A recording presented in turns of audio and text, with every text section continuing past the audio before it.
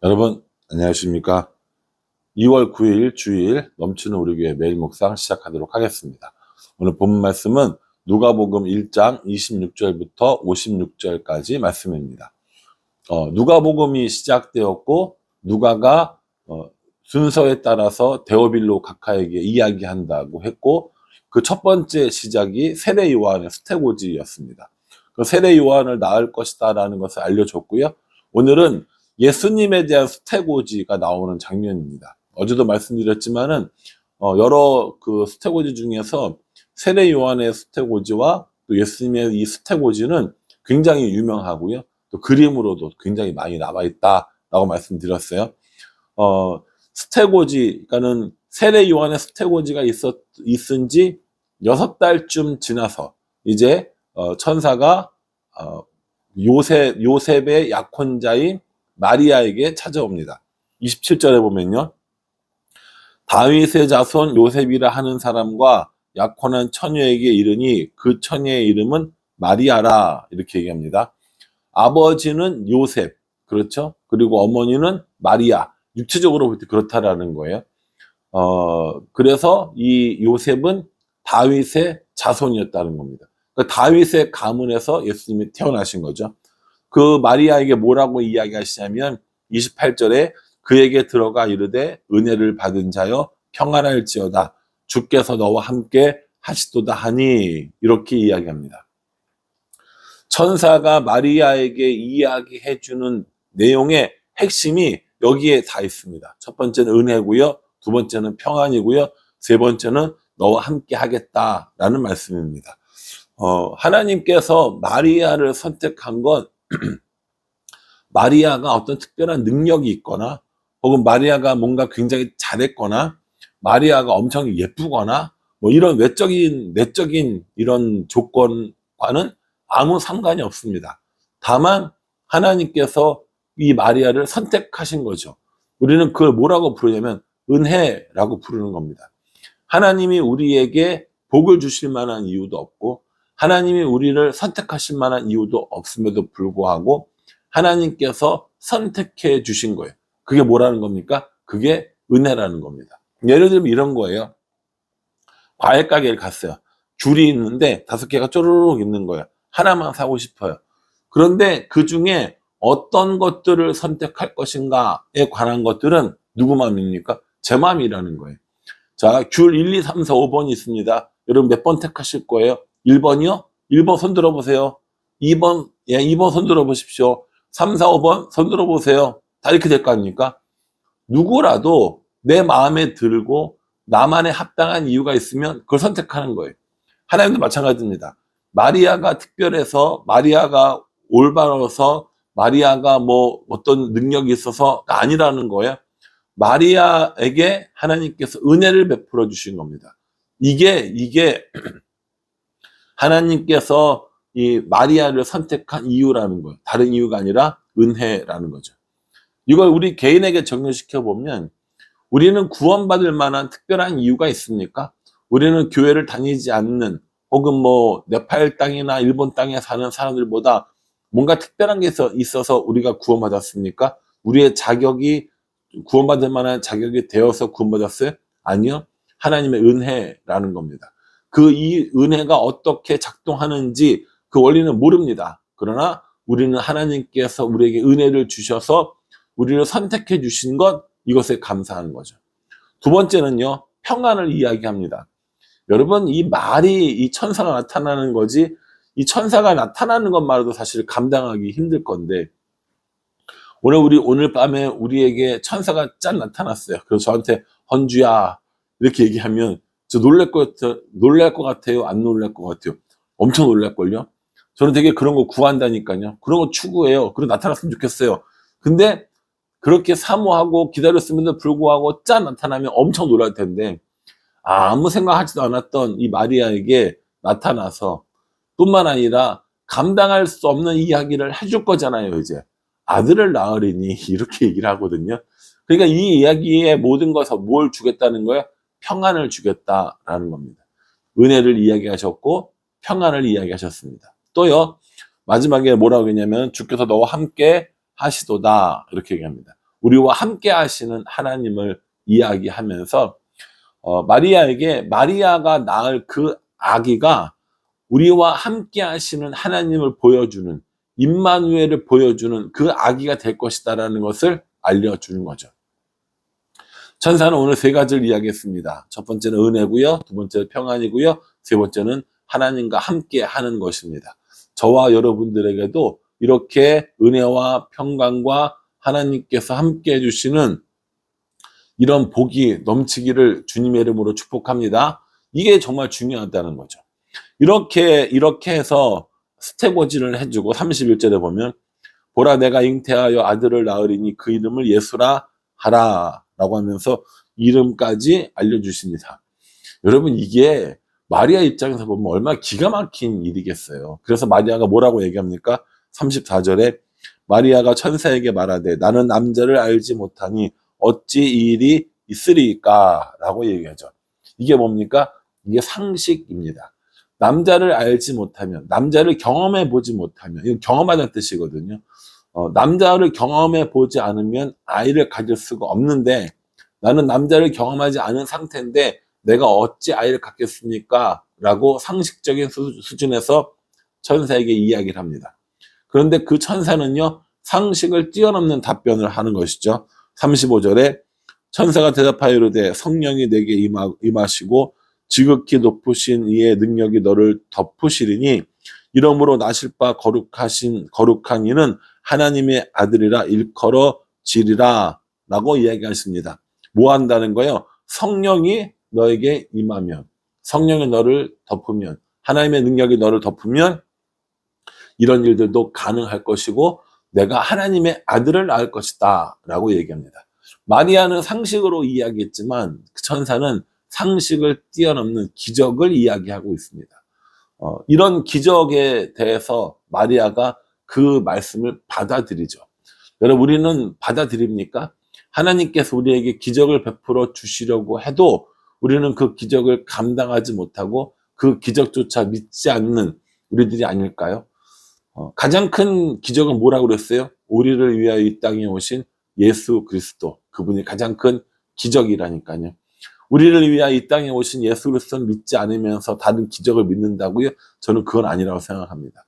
우리를 위해서 구원받을 만한 아무런 자격이 없는 우리를 위해서 은혜로 우리를 구원하기 위하여 이 땅에 오신 가장 큰 기적이신 예수 그리스도와 함께 살아가는 삶, 그것이 우리들의 삶의 가장 큰 기적이고 놀라운 일이라는 거죠.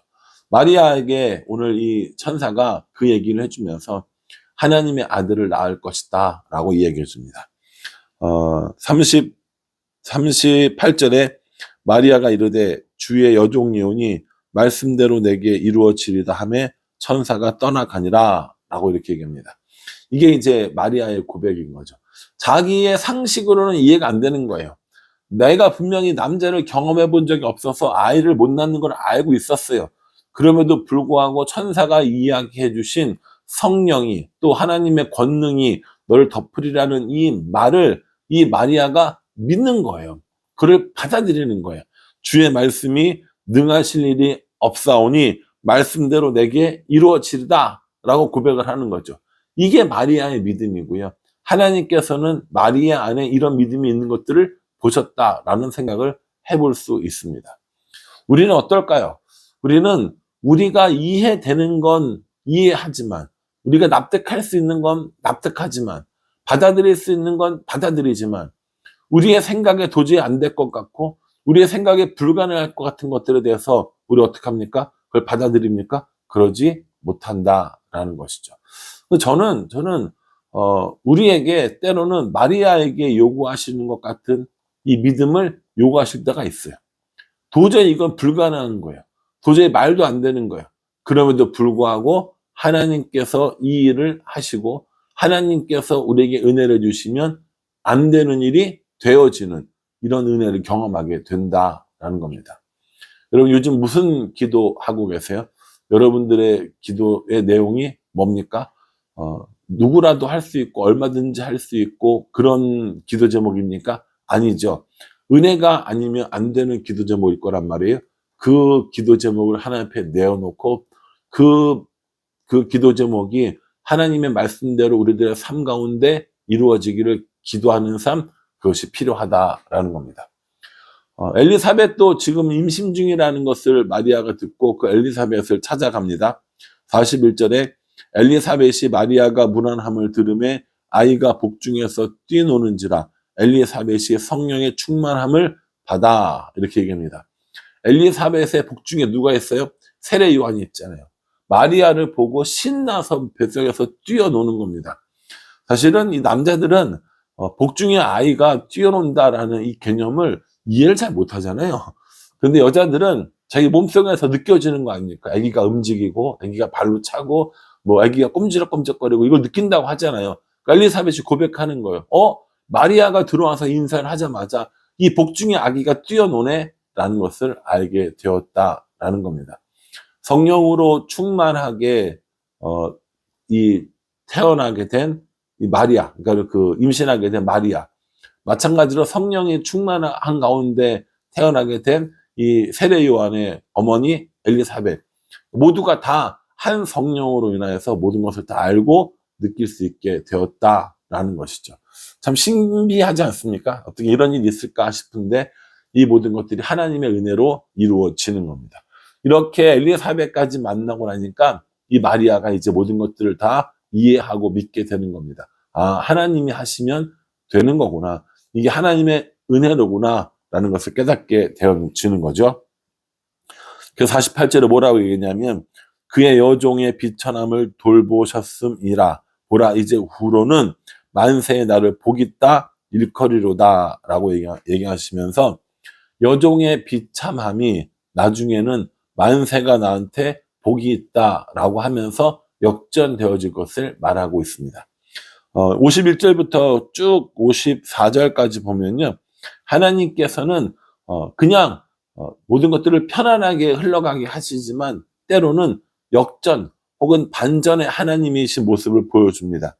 51절에요. 그의 팔로 힘을 보이사 마음의 생각이 교만한 자들을 흩으셨고, 마음이 교만한 자들을 어떻게 해요?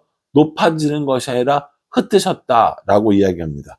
52절에요. 권세 있는 자를 그 위에서 내리치셨으며 비천한 자를 높이셨고, 권세 있는 자는 치시고 비천한 자는 높으시는 하나님이시라는 거죠. 그렇게 반전을 보여주시는 하나님께서 자신에게도 그런 모습을 보여주셔서 비천하고 아무것도 없는 나를 만세에 두고 후세가 복이 있는 여자라고 이야기할 일들을 내게 주셨다라는 거예요. 사실은 마리아의 이름을 이 시골 사는 이 소녀 마리아를 우리가 알 턱이 있겠습니까? 그러나 예수님을 잉태하여 이 세상에 낳게 한 육신의 어머니로 지금까지 기억되고 있게 되어진다라는 것이죠. 마리아가 이렇게 노래를 부르며 이야기합니다. 이 마리아의 찬가 혹은 마리아의 노래는 성경에 나오는 여인들의 노래 중에서도 굉장히 이런 중요하고 또 이런 뭐랄까요 가치가 있다고 이러나 이런 노래가 되는 것이죠. 그러면 여성들이 지은 노래들이 몇 개가 있거든요. 드보라의 노래도 있고요, 한나의 노래도 있고 또 이게 마리아의 노래가 있는데 이 마리아가 자신의 이 심정을 노래하는 이 마리아의 찬가, 마리아의 노래가 바로 여기 나오게 된다라는 것이죠. 오늘 이 말씀 묵상하면서 우리는 무엇을 교훈받아야 하는지 한번 생각해 봅니다. 저는 하나님의 은혜를 구해야겠다라는 생각을 다시 한번 해보게 되었습니다. 은혜를 베푸시는 하나님이에요. 평안을 주시는 하나님이십니다. 그리고 우리와 함께 하시는 하나님이시라는 거죠. 마리아에게 그러셨듯이 저에게도 그러셔서 하나님께서 은혜를 주시고 평안을 주시고 우리와 동행하시는 그 삶을 살기 원합니다 라는 기도를 해야겠다 생각했어요. 오늘 주일이거든요. 예배 드리러 오실 거잖아요. 예배 드리면서 하나님의 은혜를 경험하면서 여러분 무엇을 구하겠습니까? 하나님의 은혜를 구하고 하나님의 평안을 구하고 하나님과 동행함을 구하고, 그래서 그 하나님과 함께 살아가는 것, 그것이 우리들이 구해야 할 것들이 아닌가라는 생각을 해봅니다.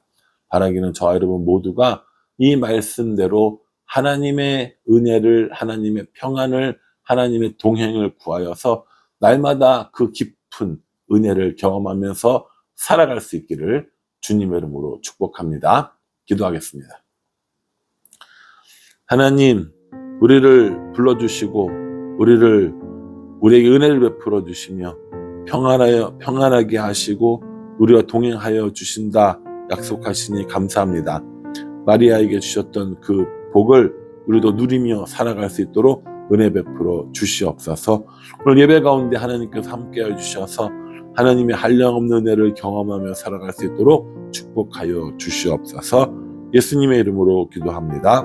아멘. 예, 여러분 이 말씀 잘 기억하시고요. 우리도 하나님 앞에 은혜를, 평안을, 동행을 구하는 삶을 살아가기를 간절한 마음으로 기도하겠습니다. 감사합니다.